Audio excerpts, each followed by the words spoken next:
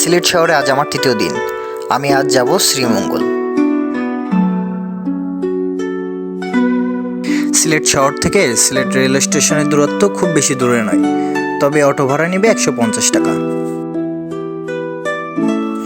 আমাকে একদিন আগে ট্রেনের টিকিট কেটে দেয় মেহেদী হাসান অমি ভাই। জনপদের টিকিট খরচ পড়ে 120 টাকা। আমরা এখন যে রেল স্টেশন দিয়ে হাঁটছি এটি বাংলাদেশের বর্তমানে ৫ম বৃহত্তম রেল স্টেশন।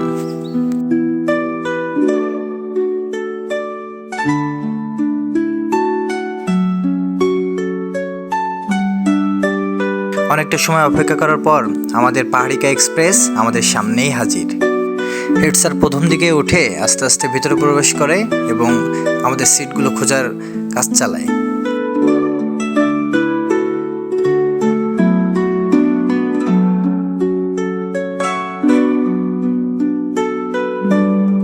শ্রীমঙ্গল ট্রেন ভ্রমণের পুরোটা সময় আমার এই বাচ্চাটার সঙ্গেই কাটে, যার বুদ্ধিমত্তা দেখে আমি বিস্মিত। সে আমাকে প্রশ্ন করে, আঙ্কেল এই ট্রেন কেন দোলে? সে আবার নিজে নিজে উত্তর করে, ট্রেনের নিচে স্প্রিং আছে এজন্য দোলে। কেন কিছু বলো। 11:12 বাজে।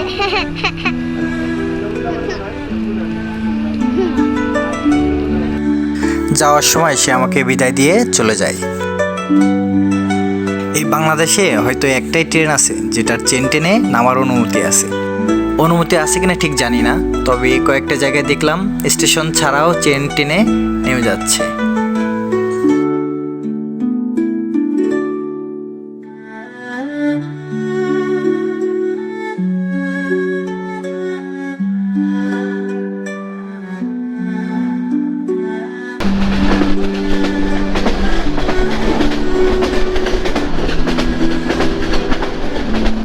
শ্রীমঙ্গল চায়ের রাজধানী নামে খ্যাত। এটি বাংলাদেশের উত্তর পূর্ব প্রান্তে অবস্থিত।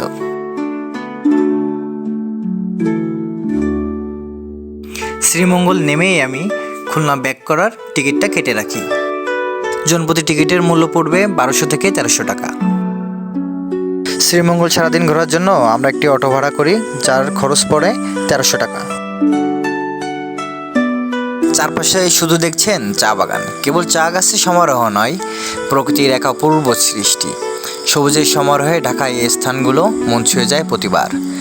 চোখ জুড়িয়ে সবুজ, উঁচু নিচু পাহাড়, টিলা, সমতল ভূমি, সবুজে ছেয়ে আছে চা গাছের সমারোহ। মনোরম পরিবেশ, শীতল বাতাস মনকে করে দেয় প্রশান্ত। শ্রীমঙ্গলের আরও একটি ঐতিহ্য আছে, সেটি হলো রাবার বাগান।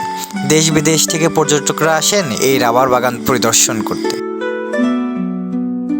রাবার বাগানটির অন্যতম সৌন্দর্য হলো এটি এক এক ঋতুতে এক এক রকমভাবে সজ্জিত হয়। শীতকালে গাছের সব পাতা ঝরে গিয়ে যেমন রিক্ত হয়, তেমনি বর্ষায় ফিরে পায় নতুন যৌবন।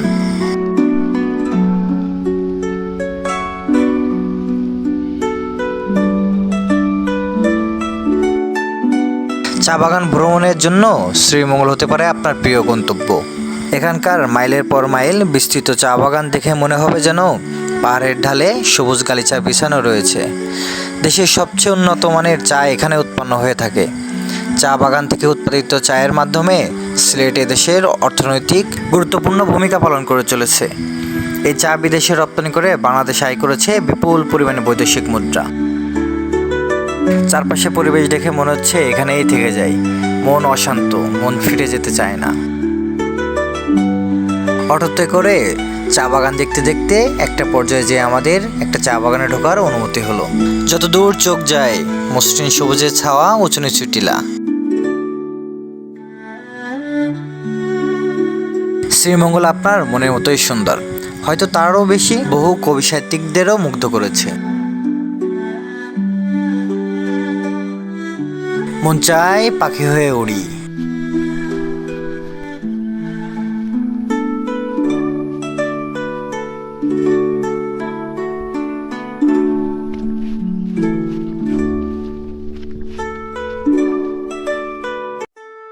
আপনারা এখন যে গাছগুলো দেখছেন এগুলো হলো চায়ের মাদার গাছ। এই গাছগুলোতে অনেক ফল আছে, আর এই যে ফল থেকে যে বীজটা রোপণ করলে আর কি চা গাছ তৈরি হয়। শ্রীমঙ্গলের রসালো আনারস, যেটা সত্যিই অসাধারণ।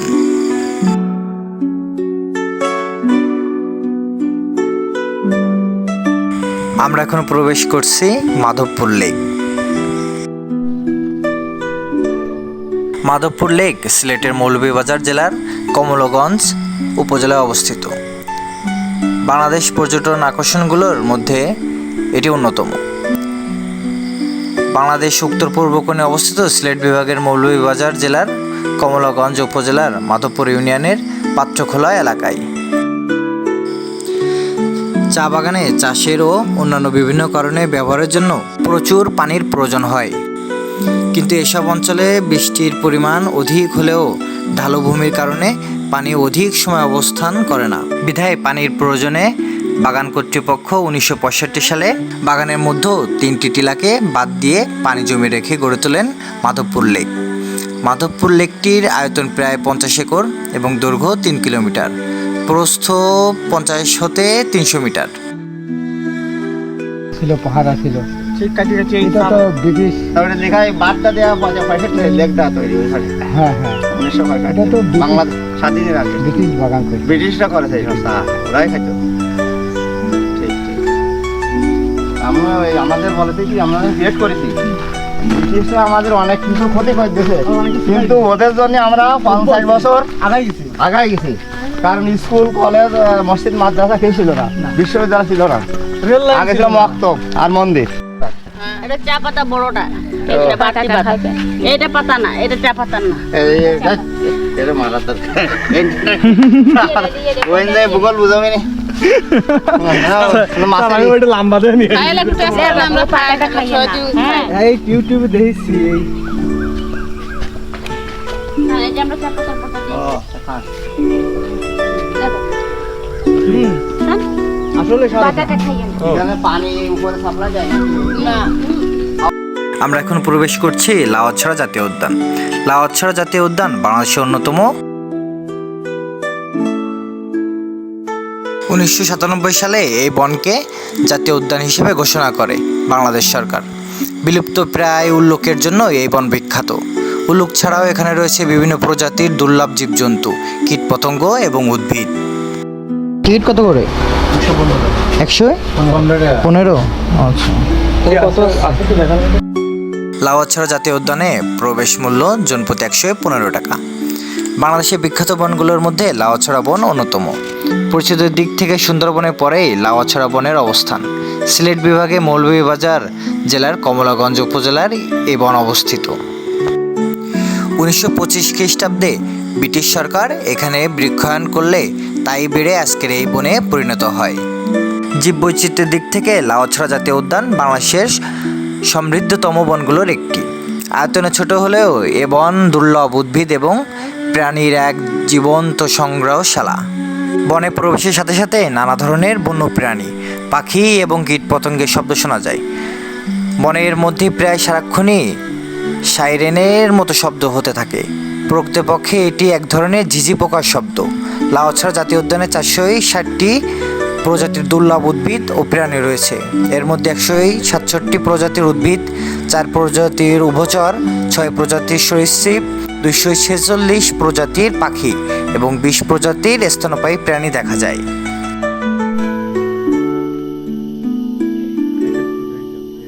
এই যে রেল লাইন দেখছেন, এখানে হলিউড মুভির একটা সিনেমার শুটিংও হয়। আর এই যে রেল লাইনটি দেখছেন, এটি হুমায়ুন আহমেদের একটি সিনেমা, এখানেও শুটিং হয়।